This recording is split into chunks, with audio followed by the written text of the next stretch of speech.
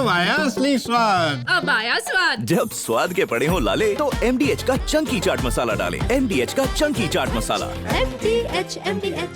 भारत में आज बात करेंगे मुनीर के बिगड़े बोल की और कैसे अमेरिका जाकर फील्ड मार्शल आसिम मुनीर ने पाकिस्तान की फजीहत करा ली है। सबसे पहले आपको बताती हूं कि देश के army chief general Upendra Dwivedi ने साफ शब्दों में कह दिया है कि अगला युद्ध जल्द हो सकता है। पाकिस्तान से हमारा अगला युद्ध जल्द हो सकता है और हमारी तैयारी भी पूरी है। इस बयान के मायने आज समझेंगे महाभारत में। क्या पाकिस्तान के उकसावे की कार्रवाई के चलते भारत को एक बार फिर से पाकिस्तान पर लगाम लगानी होगी? पाकिस्तान के फील्ड मार्शल के बयानों के चलते क्या यह युद्ध हो सकता है? आज महाभारत इस पर कर रही हूं। इसी के साथ साथ आज बोल रही हूं कि गीदड़ भभकी भारत ने कैसे निकाल दी हेकड़ी। किसी के साथ बात करेंगे पाकिस्तान की गीदड़ भभकी की जो अमेरिका की धरती से आई। फील्ड मार्शल अमेरिका पहुंचे और वहां से न सिर्फ भारत को उन्होंने धमकी दी है बल्कि आधी दुनिया को बर्बाद करने वाली धमकी दे दी है। इस पर भारत ने भी हेकड़ी निकाल दी। भारत ने भी बता दिया कि पाकिस्तान कैसे पूरी दुनिया के लिए एक खतरा है और पूरी दुनिया को पाकिस्तान पर एक स्टैंड लेना होगा मित्र देश की धरती से। अगर पाकिस्तान ऐसी धमकी दे सकता है तो फिर उस मित्र देश को भी कटघरे में खड़ा कर दिया है। यानी क्या डोनाल्ड ट्रंप भी कटघरे में खड़े हो गए? आज महाभारत में इसकी भी बात करूं। इसी के साथ वो बयान जिससे पाकिस्तान की फजीहत हो रही है। मर्सिडीज है हिंदुस्तान और कूड़े का ढेर है पाकिस्तान। यही बात आज महाभारत में आपको बता रही हूं कि अपनी फजीहत कैसे कराई जाती है, इसको कोई पाकिस्तान से सीख ले। पाकिस्तान के ये field marshal Asim Munir America जाते हैं, ट्रंप के पास जाते हैं। अमेरिका जाकर वो भारत को धमकी देना चाहते हैं, लेकिन उस धमकी के पीछे जो तुलना वो देते हैं वो सीधे सीधे पाकिस्तान की फजीहत करा रहा है। फील्ड मार्शल कहते हैं कि भारत एक चमचमाती मर्सिडीज है और पाकिस्तान एक कूड़ेदान यानी कूड़ा उठाने वाला डंप ट्रक है। अगर दोनों भिड़ेंगे तो नुकसान किसका होगा? अब वो अपनी तरफ से भारत को धमकी दे रहे थे, लेकिन दुनिया इस फील्ड मार्शल पर हंस रही है। दुनिया इस फील्ड मार्शल की इस तुलना पर हंस रही है कि देखिए, भारत को धमकी देने के लिए आप खुद को ही कूड़े का ढेर बता देंगे, खुद को ही डंप ट्रक कह देंगे। फील्ड मार्शल आसिम मुनीर की यह धमकी सुन लीजिए। पूरी दुनिया हंस रही है कि ये कैसे फील्ड मार्शल हैं जो अपने देश को अंतर्राष्ट्रीय मंच पर कूड़े का ढेर बताते हैं। ये देखिए, ये आसिम मुनीर जो अपने ही देश में एक मजाक का केंद्र बन गए, क्योंकि कभी वो इस तरह से टैंक पर चढ़ जाते हैं जहां लिखा होता है prime minister of Pakistan. Shahbaz Sharif के साथ उस टैंक पर चढ़े होते हैं, झूठी वाहवाही अपने ऑपरेशंस के लिए बटोर रहे होते हैं। वहीं कभी चाइना को वो तस्वीर गिफ्ट कह देते हैं अपना पाकिस्तानी ऑपरेशन बता के जो उनका है ही नहीं। इस पर भी उनकी किस तरह किरकिरी होती है। तो ये पहली बार नहीं है कि ये फील्ड मार्शल अपनी किरकिरी करा रहे हैं। पाकिस्तान के फील्ड मार्शल अमेरिका जाकर कहते हैं पाकिस्तान कूड़ा उठाने का डंप ट्रक है। तो भारत को एक मर्सिडीज की तुलना देना, पूरी दुनिया जानती है कि भारत चमचमाती हुई मर्सिडीज है, भारत चमचमाती हुई अर्थव्यवस्था है, आगे बढ़ता हुआ देश है। लेकिन ये क्या है? ये पूरी तरह से डंप ट्रक ही है और इसीलिए सोशल मीडिया पर उनका मजाक उड़ रहा है। लोग उनके ऊपर तंज भी कस रहे हैं, हंस भी रहे हैं। आपको दिखाती हूं क्या क्या कहा जा रहा है आसिम मुनीर के बारे में। आसिम मुनीर के बारे में जब वो कहते हैं हम कूड़े का ट्रक है, तो सोशल मीडिया पर उनकी जमकर मजाक बनाया जा रहा है। अब कोई लिख रहा है नहीं पता था कि मुनीर इतने सच्चे हैं, सच में मान लिया कि भाई वो कूड़े का ढेर है। कोई कह रहा है पाक की सही जगह मुनीर ने ही पहचानी है, यानी कूड़े का ढेर। कोई लिख रहा है अपने देश की बेइज्जती करा रहा है, ये कैसा फील्ड मार्शल है। कोई ये कह रहा है कि कुछ लोगों ने आसिम मुनीर को लूजर तक कह दिया है कि ये हारे हुए व्यक्ति हैं, इनसे और कुछ उम्मीद मत कीजिए। किसी ने कहा बेवकूफ मुनीर तो पाक की सच्चाई जानता है इसीलिए ये बता रहा है। ये सब बातें सोशल मीडिया पर आसिम मुनीर का मजाक बनाते हुए लिखी जा रही हैं, उनका बयान के बारे में चर्चाएं हो रही हैं। लेकिन इन सब के बीच आसिम मुनीर जहां पाकिस्तान का मजाक बनाते हैं खुद की तुलना एक डंप ट्रक यानी कि कचरा उठाने वाले ट्रक से करके, वहीं दूसरी तरफ एक बड़ी चिंता उनके एक और बयान से आती है। वो दुनिया उड़ाने की भी धमकी दे रहे हैं। अमेरिका जाकर वो ये कह रहे हैं कि नुकसान किसे होगा, अगर हम बर्बाद हुए तो आधी दुनिया को बर्बाद कर देंगे। इसका मतलब क्या है? वो सिर्फ भारत को धमकी नहीं दे रहे हैं, वो आधी दुनिया को धमकी दे रहे हैं। और कहां से दे रहे हैं? अमेरिका से दे रहे हैं। इसीलिए आज भारत ने उस पर कड़ी आपत्ति जताते हुए कह दिया कि मित्र देश से ऐसी धमकी आएगी, पूरी दुनिया को देखना होगा कि ये क्या कह रहे हैं। पूरी दुनिया को पाकिस्तान पर स्टैंड लेना होगा। आज भारत ने तुरंत इस पर एक स्टेटमेंट जारी किया है। और आप जानते हैं कि आर्मी चीफ इससे पहले कह चुके हैं कि जल्द हो सकता है अगला युद्ध। तो इसका मतलब क्या है? क्या इनकी ये गीदड़ भभकियां ही उस अगले युद्ध के लिए जिम्मेदार होंगी? उनके ये बयान जो सिर्फ भारत को नहीं, आधी दुनिया को बर्बाद करने का मंसूबा बताते हैं। यानी पाकिस्तान को अपने विकास की और अपने आगे बढ़ने की तो चिंता नहीं है, लेकिन आधी दुनिया को बर्बाद करने की बात करते हैं। आज इसी पर कर रही हूं महाभारत। एक रिपोर्ट आपको पहले दिखाती हूं। मुनीर ने करा दी पाकिस्तान की फजीहत। पाकिस्तान की धमकी, भारत की सख्ती। पाकिस्तान का आर्मी चीफ अमेरिका के इशारों पर नाच रहा है। मुनीर 3 महीने में दूसरी बार अमेरिका गया। जब वो अमेरिका में खड़ा था तब वहां से उसने भारत को फिर से गीदड़ भभकी दी और साथ ही कुछ ऐसा बयान दे दिया जिससे पूरे पाकिस्तान की फजीहत दुनिया भर में होने लगी। अपने देश की फजीहत करवाने के बाद आसिम मुनीर ने वो किया जो कभी किसी दूसरे देश ने नहीं किया होगा। अमेरिका की धरती पर जाकर पाकिस्तान ने एक तीसरे देश को धमकी दे दी। जिस अमेरिकी राष्ट्रपति के सामने मुनीर पाकिस्तानी मान सम्मान को पैरों में रख चुके हैं, वो अमेरिका से भारत पर न्यूक्लियर बम बरसाने की धमकी दे रहा है और कह रहा है अगर भविष्य में भारत के साथ युद्ध में उनके देश को अस्तित्व का खतरा हुआ तो वो इस पूरे क्षेत्र को परमाणु युद्ध में झोंक देंगे। मुनीर ने कहा कि हम एक परमाणु संपन्न राष्ट्र हैं और अगर हमें लगता है कि हम डूब रहे हैं तो हम आधी दुनिया को अपने साथ ले जाएंगे। हम भारत की तरफ से सिंधु पर डैम बनाए जाने का इंतजार करेंगे और भारत जब ऐसा कर लेगा तो फिर 10 मिसाइलें दाग देंगे। ये एक स्टेटमेंट बनाई गई है बिकॉज उनको बनानी पड़ रही है। वो अपना एग्जिस्टेंस प्रूव करना चाहते हैं। वो चाहते हैं कि किस तरीके से मैं पोजीशन में बना रहा हूं और इसीलिए वो भारत को दबाव में रखेंगे। वो टेररिज्म की इंक्रीज करते रहेंगे। ये किस तरह की बच्चों जैसी बातें पाकिस्तान का फील्ड मार्शल कर रहा है। अभी हमें यकीन नहीं होता कि ये उस पद के लायक है भी या नहीं है। यदि पाकिस्तान ने भारत के विरुद्ध किसी ऐसे दुस्साहस की तरफ उसने कदम बढ़ाया तो जाहिर है कि यह पाकिस्तान के पूरे अस्तित्व के विनाश का कारण बनेगा। भारत के पास पाकिस्तान से भी ज्यादा कहीं बड़ी कैपेबिलिटीज के न्यूक्लियर वेपन्स हैं। अमेरिका की धरती से भारत को धमकी देने पर भारत सरकार ने पाकिस्तान को कड़ी फटकार लगाते हुए कहा, आसिम मुनीर का बयान गैर जिम्मेदाराना है। परमाणु धमकी देना पाकिस्तान की आदत है। ऐसी धमकियों के आगे हम नहीं झुकेंगे। पाक सेना की आतंकियों से मिली भगत है। ऐसे देश के हाथ में परमाणु कमान है। विश्व ऐसे बयानों से नतीजे पर पहुंचे। जिस ट्रंप के दम पर मुनीर भारत को एटम बम की धमकी दे रहा है, वो शायद ये भूल गया कि कैसे जंग में भारत ने उसी को धूल चटा दी और ट्रंप बस देखते रह गए थे। भारत से चारों खाने चित होने के बाद भी पाकिस्तान भारत को न्यूक्लियर जंग में झोंकने की धमकी दे रहा है। इधर भारतीय शूरवीर जंग के लिए तैयार है। भारत के थल सेना अध्यक्ष जनरल उपेंद्र द्विवेदी ने पाकिस्तान से जल्द ही दोबारा युद्ध होने की आशंका जता दी है। For which we are looking at, it may happen soon, and we have to prepare accordingly, as already been brought out by director, that in this we have to fight this battle together. ऐसे में महाभारत में सवाल ये कि भारत को nuclear धमकी देने वाले पाकिस्तान के न्यूक्लियर बम पर बैन क्यों नहीं लगना चाहिए? क्या पाकिस्तान के हाथ में परमाणु बम दुनिया के लिए सुरक्षित है? सवाल ये भी कि पाकिस्तान सिर्फ भारत का दुश्मन नहीं, पूरी दुनिया का दुश्मन बन बैठा है। Bureau report, Republic Bharat.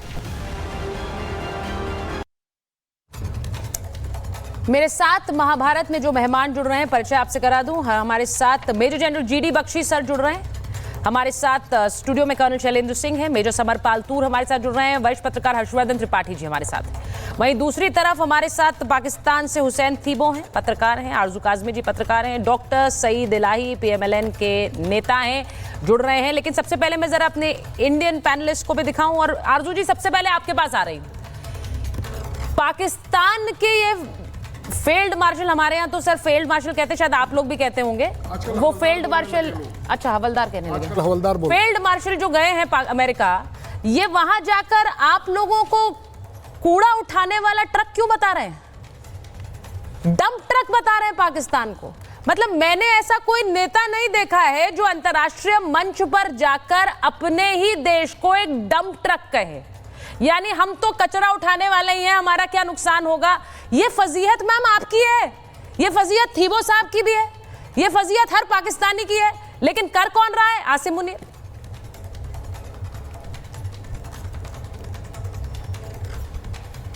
Ma'am unmute कर लीजिए, मुझे लग रहा है आपकी आवाज नहीं। जी जी जी, हाँ बोलिए। आप सुन पा रही हैं मुझे? जी जी जी सुन रही हूँ। देखिए, ये जो आप स्टेटमेंट बता रही हैं, इस स्टेटमेंट की कोई वीडियो एज सच अभी तक मैंने नहीं देखी है, हो सकता है बाकी लोगों ने, शायद किसी ने देखी हो। लेकिन ये स्टेटमेंट जो है ये सोशल मीडिया की हद तक ही है, और सोशल मीडिया की वजह से अब हम इसके ऊपर यकीन नहीं कर सकते कि इन्होंने ये बात कही है या नहीं कही है। अगर कोई पॉलिटिशियन होता तब तो बिल्कुल मैं, जैसे कहते हैं ना, ब्लाइंडली ट्रस्ट कर सकती थी कि उस किस्म के स्टेटमेंट्स दे दिया करते हैं, लेकिन मिलिट्री एस्टेब्लिशमेंट जो है वो इस किस्म की स्टेटमेंट ज्यादातर नहीं देती है।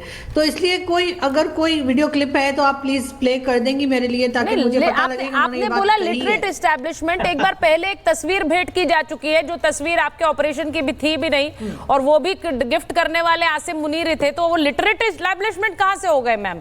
ये तो पहली बार नहीं कर रहे हैं। फर्जी फोटो गिफ्ट कर दो चीन जाकर, टैंक पे खड़े हो जाओ। अब ये तीसरा देखिए कैसे डंप ट्रक बता रहे हैं, ये पहली बार नहीं है।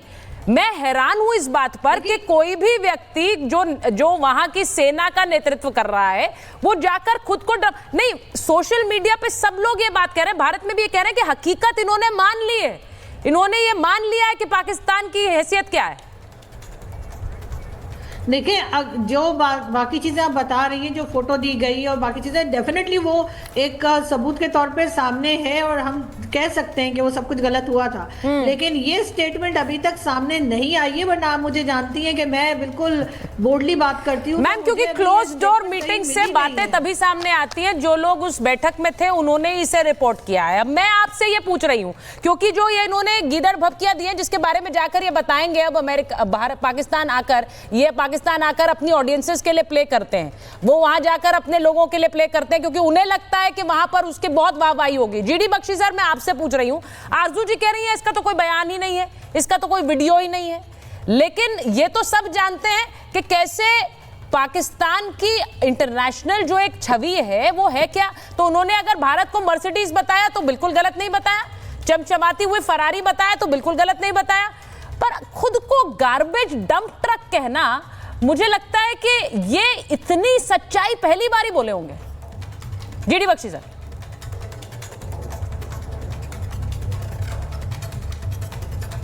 जीडी सर, आपको आवाज आ रही मेरी? ठीक है, आवाज नहीं आ रही है, मैं एक बार वापस आ रही हूं। लेकिन एक बार हर्षवर्धन जी, मैं आपके पास आ रही हूं। ये बताइए, ये जो पहली बार, मैंने कहा पहली बार हकीकत इन्होंने शायद बोली है, पहली बार सच्चा एक बयान आया है, और वो ये बयान इसलिए भी दिखाता है क्योंकि हमारे लिए देखिए इंटरेस्टिंग क्या है, अमेरिका में ये बैठक हो रही थी, अमेरिका में ये मीटिंग थी, वहां ये जाते हैं और वहां पर ये भारत को नीचा दिखाने के लिए कि भाई आपका तो नुकसान होगा, हम भी ले डूबेंगे, उसमें खुद की भी तुलना कैसे कर रहे हैं। असलियत पहली बार कबूल ली है इन्होंने। देखिए, मुझे लगता है कि सबसे बड़ा सवाल USA, United states of America पर है। यस।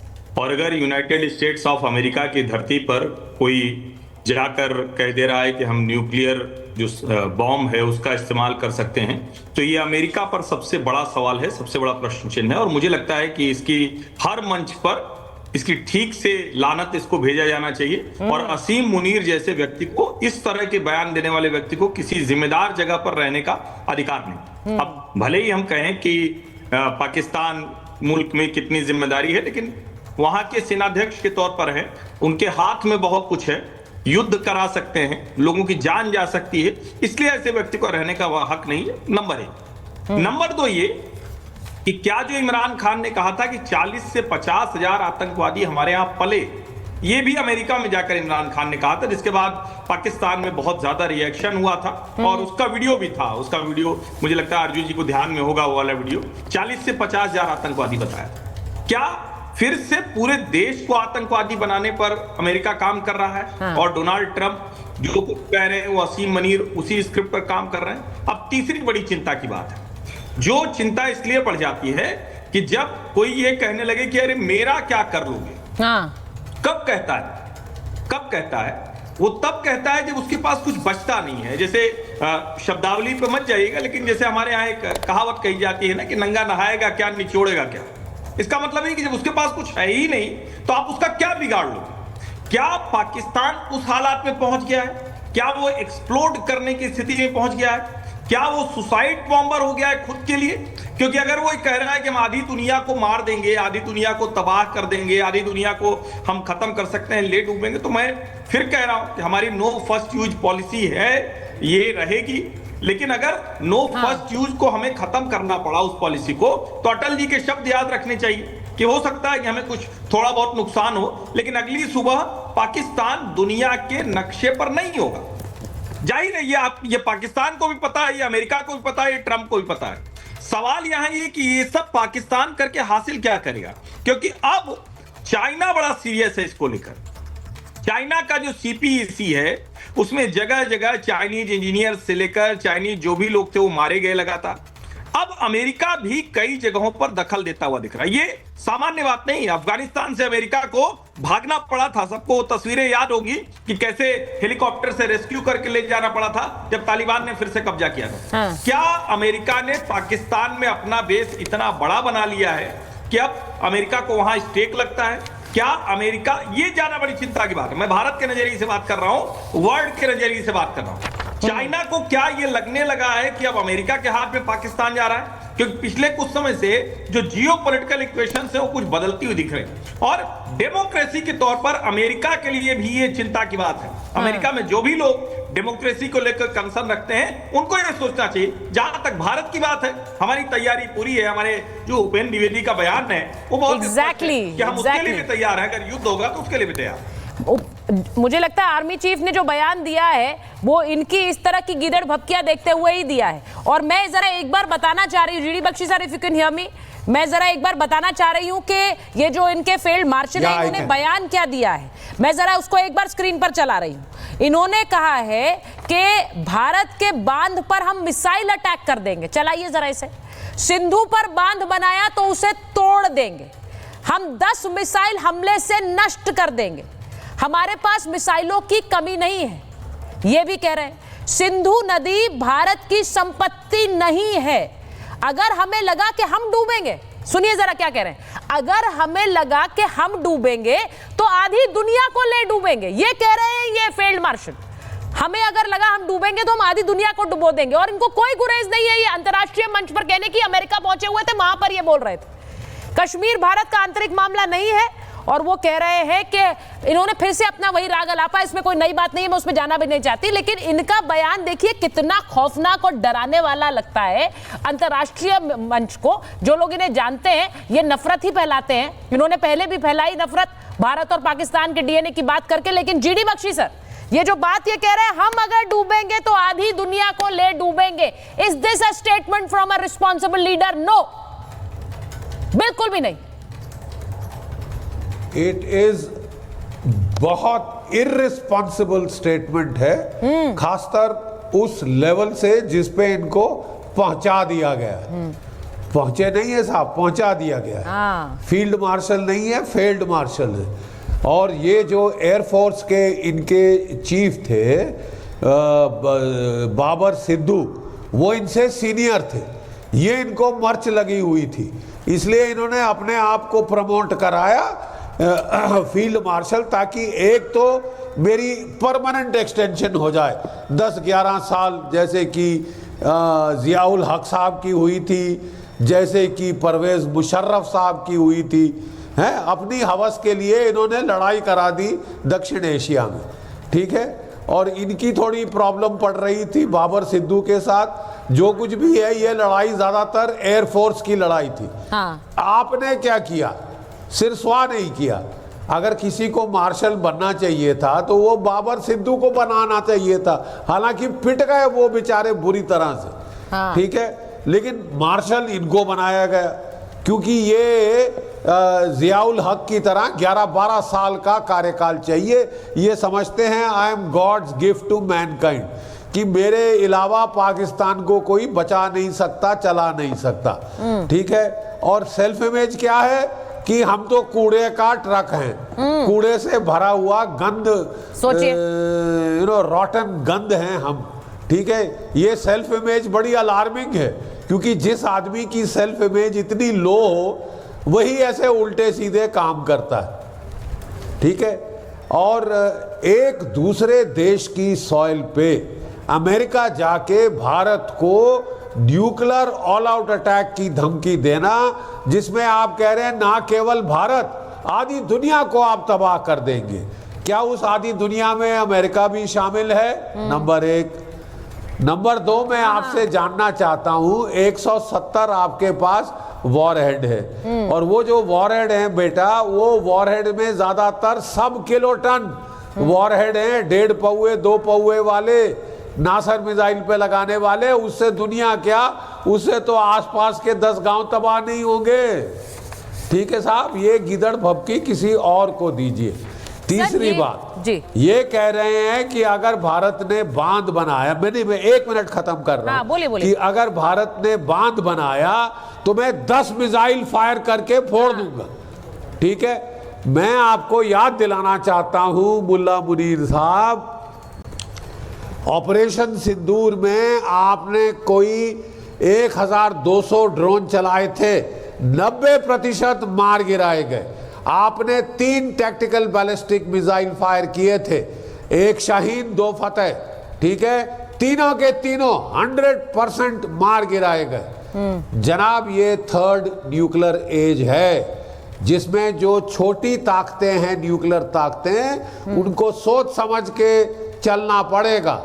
जो मॉडर्न एयर डिफेंसेस हैं इंटीग्रेटेड, जैसे भारत का, उसकी इतनी ताकत है कि आपका एक न्यूक्लियर मिसाइल थ्रू नहीं आ सकेगा। ये डेमोन्स्ट्रेशन आपको एक ट्रेलर दिख चुका है। जीडी बख्शी जितने मर्जी फायर करते हमारे S-400 जी, हमारे बड़ा आप जो ये बात बोल रहे हैं, मुझे लगता है कि this is a very serious threat. ये जो बात कह रहे हैं, ऐसे हुसैन तीबो साहब, ये जो बात कही है आसिम मुनीर ने, ये जो बात वहां जाकर कह रहे हैं, पहले बात तो अपने आप को गार्बेज ट्रक कहना, डंप ट्रक कहना, यानी कि सारे पाकिस्तानियों को डंप ट्रक कहना, ये भी है। अब आप इसे कैसे देते हैं मुझे नहीं पता है, लेकिन दूसरी तरफ जो एक तस्वीर उन्होंने कही कि अगर हम डूबेंगे तो आधी दुनिया को ले डूबेंगे, ये किस तरह का बयान है? अभी तक तो वो यहीं तक लिमिटेड थे कि भारत को गिदड़ भभकी देते थे। अब वो आधी दुनिया को खत्म करने के लिए, उन्हें कोई मतलब नहीं है पाकिस्तान से, वो पूरी आधी दुनिया को खत्म कर देंगे। तीबो साहब, आवाज नहीं आ रही आपकी। सुन लिया ना, अभी जवाब सुने भाई। ये आपकी स्टेटमेंट आवाज ऐसी आएगी है तो सुनेंगे ना, जैसे अभी तो सिर्फ चेहरा आ रहा आपका जी।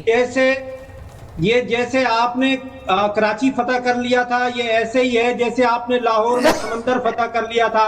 ये जेडी बख्शी तो मुझे बताएं, ये तो मर गया था ना, ये जिंदा कैसे हो गया? ये जंग हारने के बाद तो इसने सुसाइड कर लिया था। नहीं, ये किसके बारे में बोल रहे हैं? किसके बारे में बोल रहे हैं आप? किसके बारे में बोले आप?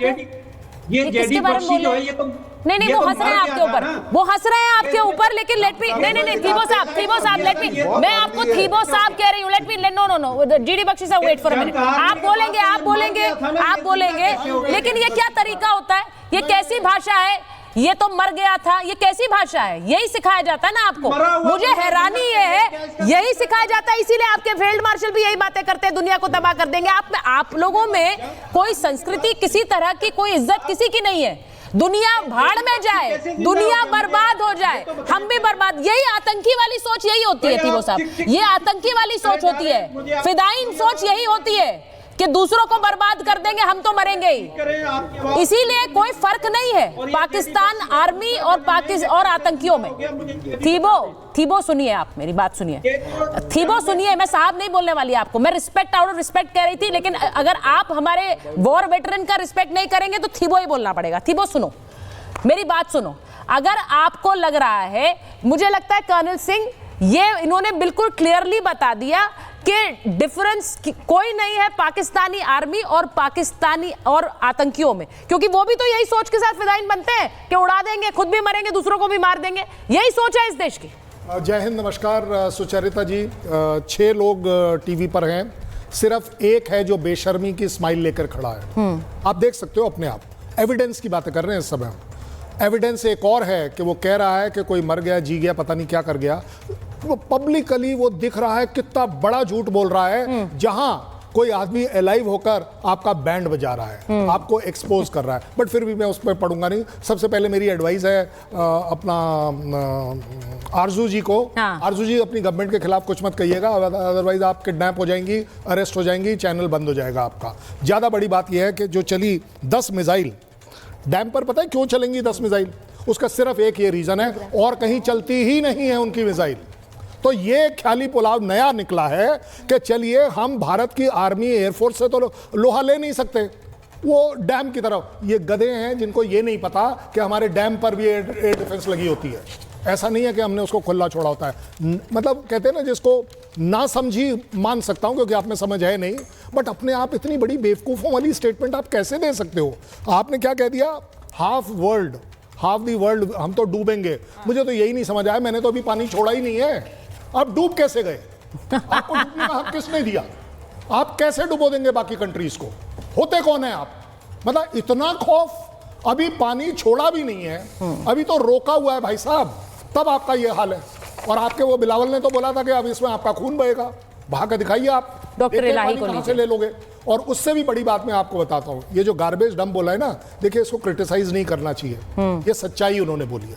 वो एक्चुअली सच्चाई उनके दिमाग में है। वो कचरा जो उनके अपने दिमाग में है, उन्होंने लेके अपनी पूरी की पूरी अपने कंट्री के ऊपर डाल दी कि यही है पूरा कचरा, मैं इसको लीड करता हूं, मैं ही इसका करता धरता हूं। तो उसमें झूठ क्या बोला? बिल्कुल ठीक बोला है उन्होंने। कम से कम पहली बार अब बंदा सच तो बोलने को तैयार है। मुझे कितना बड़ा कचरा है, क्योंकि ये जो श्रीमान जी स्माइल कर रहे हैं, जनाब जनाब जनाब जनाब जनाब जनाब जनाब, मैं आपको अब बोलने नहीं दूंगा। आप ये बदतमीजी कर नहीं सकते। आपके बीच में कोई नहीं बोला, आपके बीच में कोई नहीं बोला, आपके बीच में कोई नहीं बोला। फिर आप बोल देंगे कि कौन जी गया मर गया। अगर मैंने यहां से एक बार आवाज उठा दी तो आप वहां खड़े खड़े मर जाएंगे। मत मजबूर करिए कि मैं अपनी आवाज बढ़ा दूं। आप डॉक्टर इलाही को लीजिए स्क्रीन पर, देखिए, आप अपना कंडक्ट देखिए। नहीं बैठ सकते इंटरनेशनल शो में, दफा हो जाइए, नहीं शर्म करिए, ये बदतमीजी मत करिए। नहीं, ये बिल्कुल सही है, and I stand with colonel. General साहब आपके सामने बैठे, बिल्कुल सही बात। और मैं अब आपके बारे में ऐसा बोल दूं कि कौन जिएगा कौन मरेगा, इस जवानी में मैं आपको मार दूं? होते कौन है आप ये डिक्लेयर करने वाले? खुदा बन गए? डॉक्टर इलाही को स्क्रीन पर लीजिए। आप बता दीजिए, आप क्या खुदा बन गए? आपसे अच्छे नहीं, वो तो अभी यही, अभी तो बर्बादी की स्क्रिप्ट लिखी जा रही है। ढंग की बात करिए। मैं एक चीज बड़ी क्लियरली, बख्शी नहीं है, मान लीजिए मेरी बात। और अगर उन्होंने अपनी एक आवाज उठा दी ना, ठीक है, तो आप जिंदा नहीं रह पाओगे। अरे तुम ठीक है डॉक्टर इलाही को स्क्रीन पर लीजिए। नहीं, मुझे देखिए, आप थोड़े से, मुझे ऐसा लगता है कि जो पैनलिस्ट आते हैं उनको ये बात जरूर सीखनी चाहिए कि अपनी बात कैसे रखनी है, आपको किससे कैसे बात करना है। मैं आपको इस शो पर बुलाकर इसीलिए बात कर रही हूं क्योंकि आपके दुश्मन तो खुद ही घर में बैठे लोग हैं। इलाही साहब, दुश्मन तो ये आसिम मुनीर हैं जो आपको खुलकर कूड़ेदान बता रहे। कौन है दुश्मन जो आपके देश को आपको कूड़ेदान बता रहे? ये दुश्मन नहीं है। ऐसे दोस्त किसके होते हैं जो कूड़ेदान कहे खुद को? इलाही जी, फ्रीज हो रखा है। इलाही जी का भी फ्रेम फ्रीज है। भाई यही हालत है इस देश में, फ्रेम आता नहीं है, फ्रीज हो जाता है। क्या कहें मेजर तूर, बड़ी मुश्किल है। लाइट बंद हो जाती है, इंटरनेट चलता नहीं है, ये हालत है। हालत ये है, लेकिन मंसूबे आधी दुनिया को उड़ाने वाले हैं। सबसे खतरनाक बात ये है। हाँ मेजर तूर जी जी जी जी। पहली चीज तो ये जो हुसैन मेरी बात सुनो। जीडी बख्शी सर आपके बाप की उम्र के हैं, बल्कि आपके दादा की उम्र के होंगे। तो पहली चीज तो बुजुर्गों की इज्जत करना सीखो, क्योंकि नहीं आता अगर कोई पाकिस्तान पैनल में कोई सीनियर बैठा है, एजेड इंसान है, मैं कुदरती भारतीय संस्कार यस, बिल्कुल वैसे भी आउट ऑफ रिस्पेक्ट बात करूंगा। Even if the argument is ugly, I will not cross the line, क्योंकि उम्र का लिहाज करना पड़ता है। अब थबो तेरे वर्ग के बंदे दे कपड़े पाड़ के तेनू कुटापा चढ़ाई जाता है, समझ आई? तेनू पंजाबी तो आंदी है ना, तेनू ऐसे छितर पहन ना, मतलब तेरा हशर होगा हशर। बस शुक्र कर कि अभी जंग लगी नहीं है और मेजर तूर अभी उतरा नहीं है। मैं पर्सनली आके तेरे कपड़े फाड़ के तेरे गले में मैं जूतों का हार पहना के घुमाऊंगा। I will teach you how to respect elders, including your own father. तुम अपने बाप के साथ भी बदतमीजी से बात करते होगे रोज, और तुम्हारा दादा तो पता नहीं हुआ, जिंदा भी नहीं होगा। तो पहली चीज तो हुसैन, तमीज सीखो। आपको टीवी पे बुलाया जा रहा है क्योंकि आपकी रिस्पेक्ट की जाती है कि आप टीवी के कैमरा को फेस करो, पर आपको इज्जत चाहिए नहीं मुनीर की तरह। तुम भी कूड़े के दान की तरह हो। मैं कूड़ा डालो नहीं, डस्टबिन। सोचिए ये कहाँ होता है मेजर तूर, मैं यही कह रही हूँ, कहाँ होता है कि कोई देश का सपोजिटली, अब तो यहाँ पर देश आसिम मुनीर ही चला रहे हैं, कैसे चला रहे हैं भगवान जाने, लेकिन आसिम मुनीर अगर खुद के देश को गार्बेज ट्रक और डंप ट्रक कहेंगे इलाही जी, तो कैसे चलेगा? वो जानते हैं वो डंप ट्रक है, इसीलिए बार बार भाग के जा रहे हैं अमेरिका। देखिए, मुझे जी मैं आपसे गुजारिश करना चाहूंगा कि जैसे अभी एक हमारे जो रिस्पेक्टेबल मेंबर थे, अगर गुफ्तगू आराम से हो जाए तो एक दूसरे की बात सुन सकते हैं। हाँ बोलिए ना। और अगर लड़ते झगड़ते रहेंगे तो बात ही नहीं होगी। मैं आपसे पूरी तरह सहमत हूँ। मैं आपसे सहमत हूँ, लेकिन अगर कोई बदतमीजी करेगा तो मुंह बंद करना पड़ेगा sir. I am just saying that. कोई भी बदतमीजी करे पाकिस्तान से या भारत से, वो अच्छी बात नहीं है। आप प्लीज बोलें। आपके प्रोग्राम का मकसद ये है कि आपके अरबों लोग सुने और पाकिस्तान के लोग भी सुने कि आप क्या कह रहे हैं। हाँ बोलिए। क्योंकि राब्ते नहीं है, मुनक़ता है, तो यही एक जरिया है जिससे हम अपना पैगाम दे सकते हैं, दूसरे की बात समझ सकते हैं, उनकी फिलॉसफी, उनकी इंटेंशन समझ सकते हैं। तो सबसे पहले मैं आपसे गुजारिश करूंगा कि देखिए, मीडिया को जो हाइप है उसमें एक दूसरे से बढ़तरी की कोशिश में मुख्तलिफ चैनल्स बढ़ा चढ़ा के खबरें बयान करते हैं। अच्छा, जो आपने जिक्र किया पिछले दिनों में जंग हुई, उसमें भारतीय मीडिया ने कभी लाहौर फतह कर लिया, कभी कराची फतह कर लिया, कभी कुछ कर लिया। तो मेरी गुजारिश ये है कि बात वही होनी चाहिए जो सही हो। वो अगर हमारा नुकसान है तो हमें मानना चाहिए, अगर आपका तो आपको ही मानना चाहिए। सबसे बड़ी बात तो यह है कि मैं जंग के हक में नहीं हूँ जाती तौर पर, और भारत और पाकिस्तान की ना तो जंग होनी चाहिए, ये हमसाए हैं, इन्हें अपने ताल्लुकात बेहतर करने चाहिए, जंग के बजाय बॉर्डर सॉफन करने चाहिए। जो साहिबुर राय यानी ओपिनियन रखने वाले लोग हैं, उनकी आवाज सुनी जानी चाहिए। जो लोग बहुत शोर करते हैं, बढ़ के मारते हैं, लड़ाई करते हैं, जंग की बात करते हैं, उसके बजाय जो सैनिटी है उसको प्रिवेल करने दें। तो मैं समझता हूं कि अगर पाकिस्तान और भारत कुछ बरस पहले एक ही मुल्क में रहते थे और अभी भी आधी आधी बरादरी वही है, मजहब का फर्क है, तो मेरा यह ख्याल है कि गुफ्तगू करना, आप अपने जनरल से इत्तेफाक, अपने फील्ड मार्शल से इत्तेफाक रखते हैं। इलाही जी आपने जो बात रखी है, नहीं इलाही साहब मेरी बात सुनिए, आप जो बात रखते हैं, आसिम मुनीर तो ये नहीं सोचते हैं। आसिम मुनीर तो भरी सभा में ये कह रहे थे कि कैसे डीएनए अलग है, आपको याद नहीं है क्या?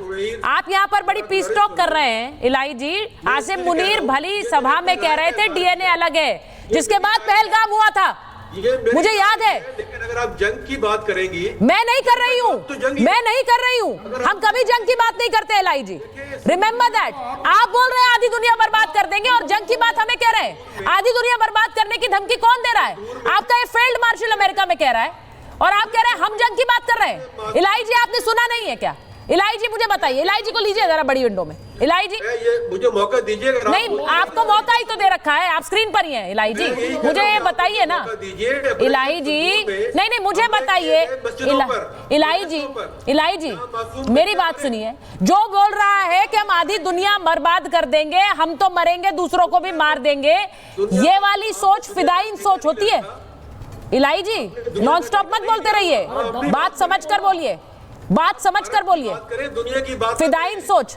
चलिए आप सुनना नहीं, आप बोले जा रहे हैं, आप बोले जा रहे हैं, आप सुनना नहीं चाह रहे। जीडी बख्शी सर, कंडेम किए हुए, जीडी बख्शी सर एक तरफ कंडेमनेशन की बातें कर रहे हैं, दूसरी तरफ आसिम मुनीर के बयानों के बारे में कुछ नहीं बोल रहे हैं, उस पर इग्नोर, उस पर कोई बात ही नहीं करनी है।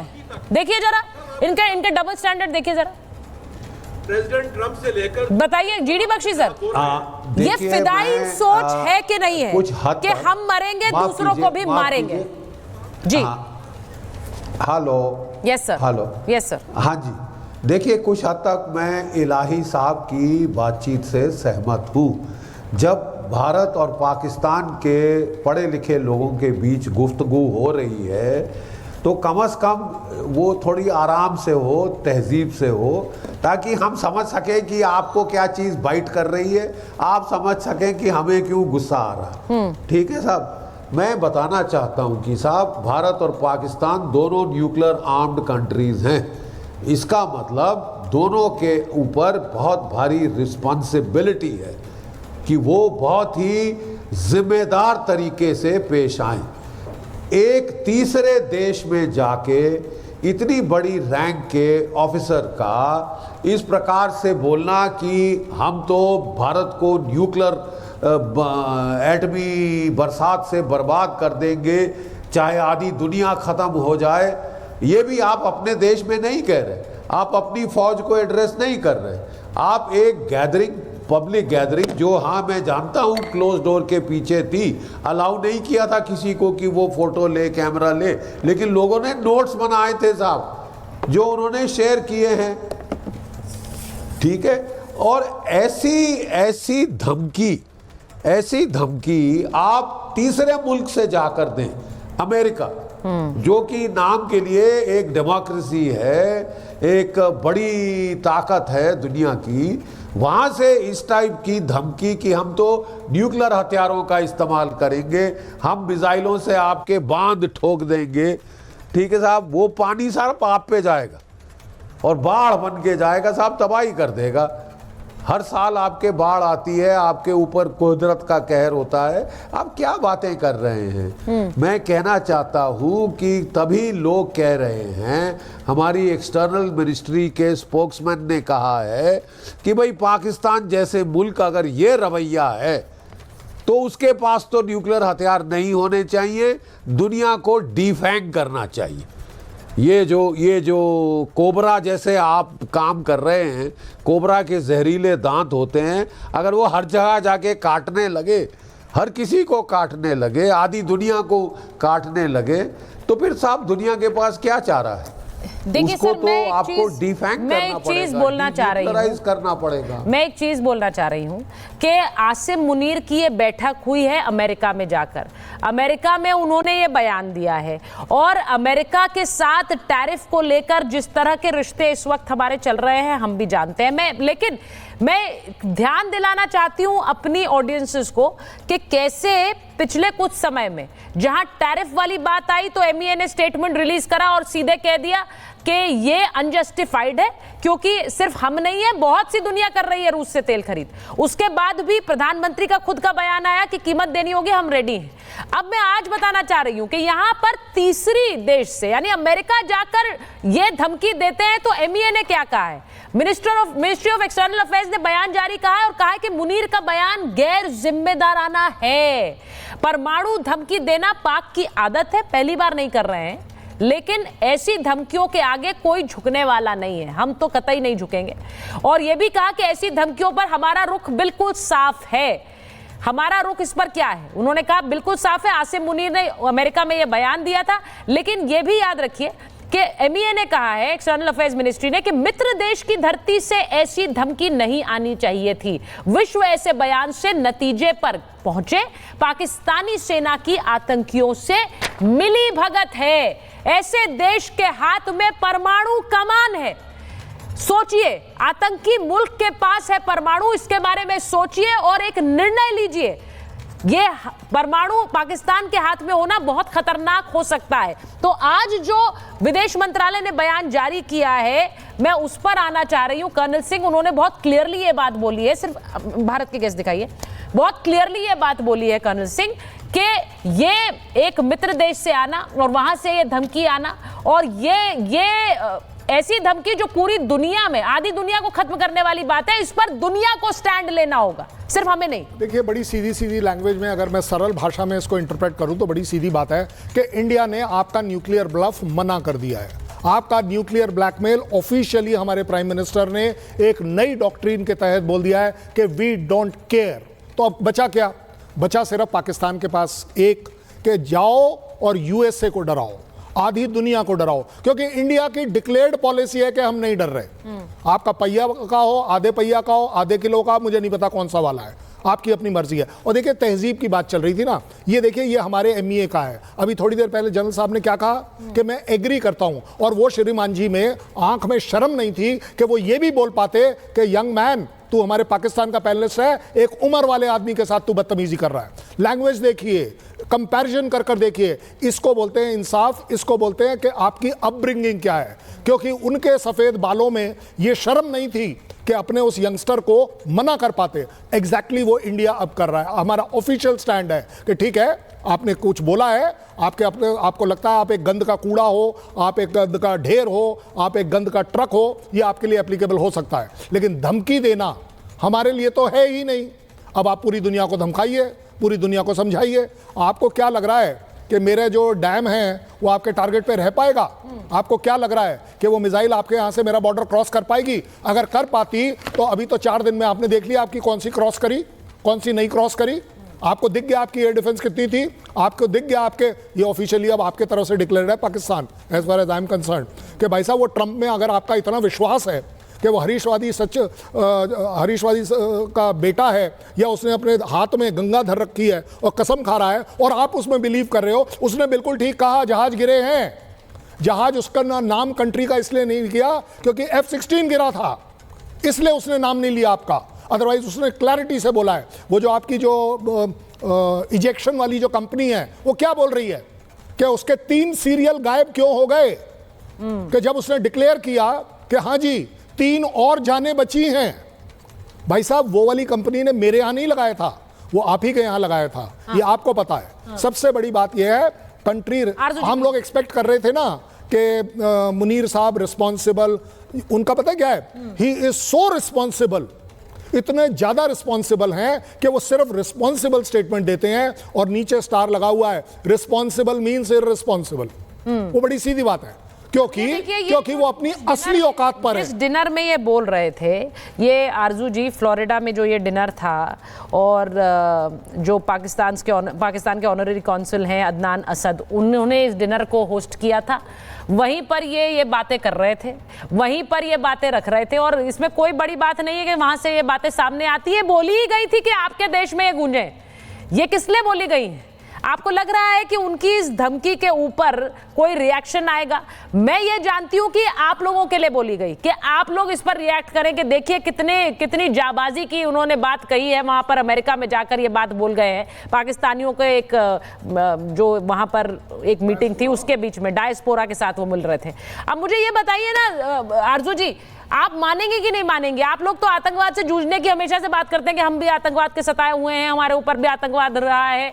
ये बताइए ना, ये फिदाइन सोच और इस पाकिस्तानी जनरल की सोच में कोई फर्क है? हम सबको ले डूबेंगे, 7 मिनट ले डूबेंगे। जी, हम तो हमेशा हंसते मुस्कुराते आपके शो में आते हैं, लेकिन आज बहुत ही सीरियस हो गए सब। तो मैं ये जरूर कहूंगी कि उन्होंने ना तो न्यूक्लियर वेपन्स की बात की, ना ही मिसाइल्स की बात की। तो हो सकता है वो ये कह रहे हो क्योंकि हमने आधी दुनिया से कर्जा ले रखा है, तो अगर हम डूबे तो आधी दुनिया डूब जाएगी, क्योंकि हमारे साथ उनका पैसा भी डूब जाएगा।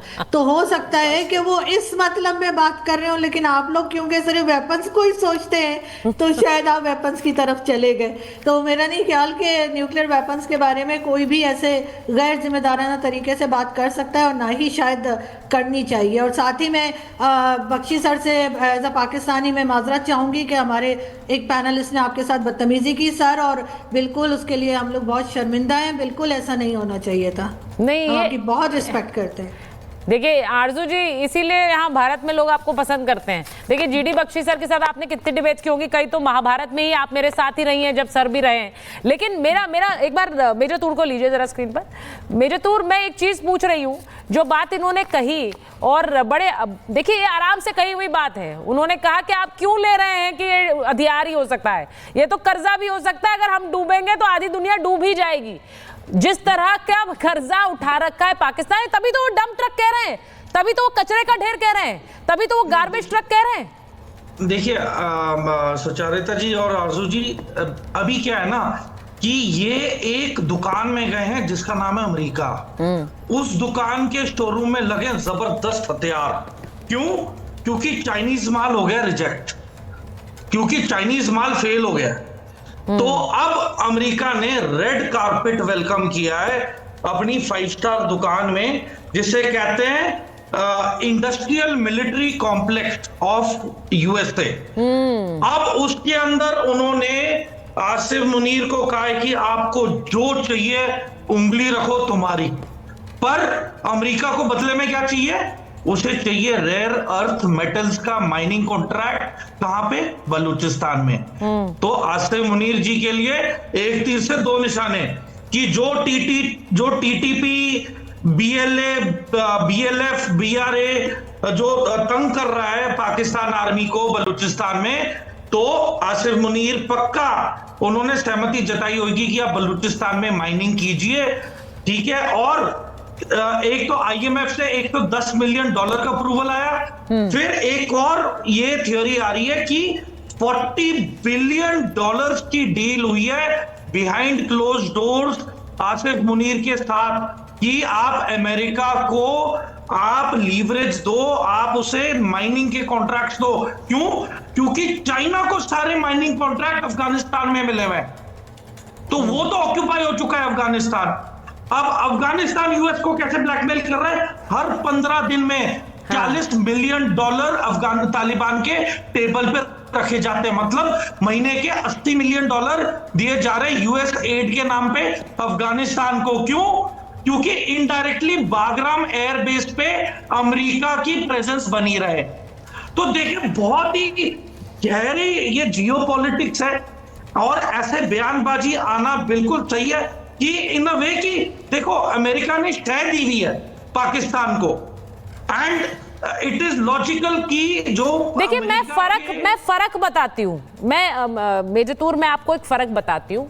जो आप नीचे एक ब्रेकिंग न्यूज पढ़ रहे हैं हमारे यहाँ, ये भारत के प्रधानमंत्री ने ट्वीट किया है।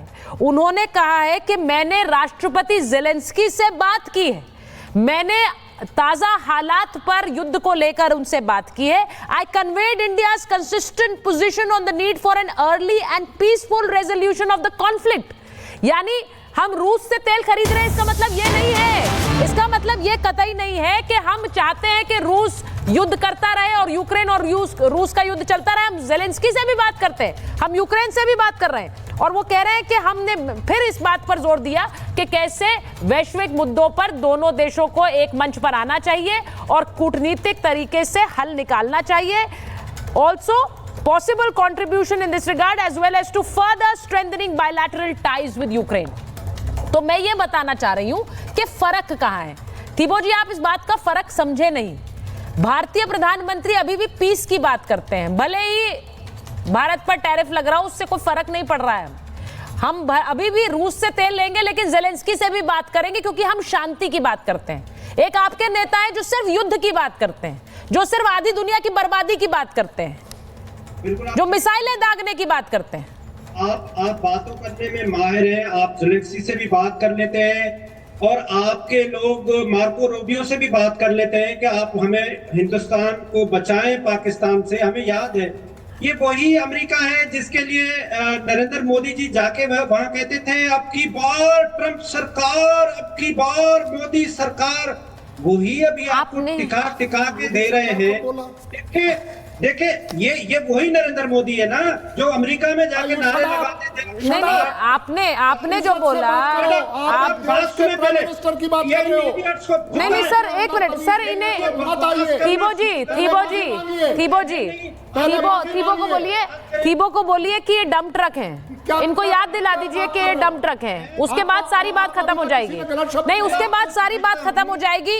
आपको याद दिलाना पड़ेगा कि आप ही के जनरल साहब आपको कूड़े का ढेर बता रहे हैं। तो अपनी जो तस्वीर, अपनी जो आइडेंटिटी है उसे पहचानिए, आइडेंटिटी को पहचानिए।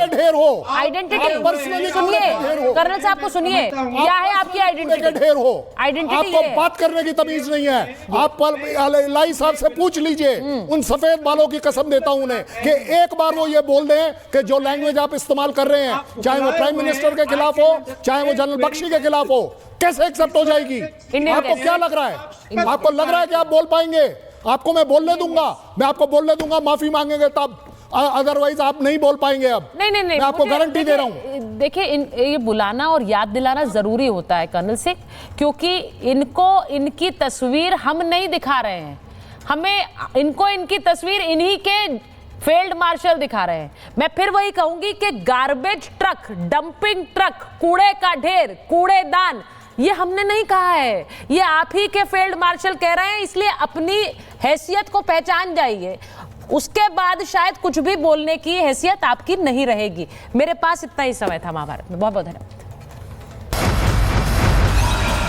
MDH की हल्दी मिर्ची धनिया करे कमाल, ये रंग दे, ये खुशबू दे, ये तीखा, ये कम पड़े, क्या निराला MDH मसाला।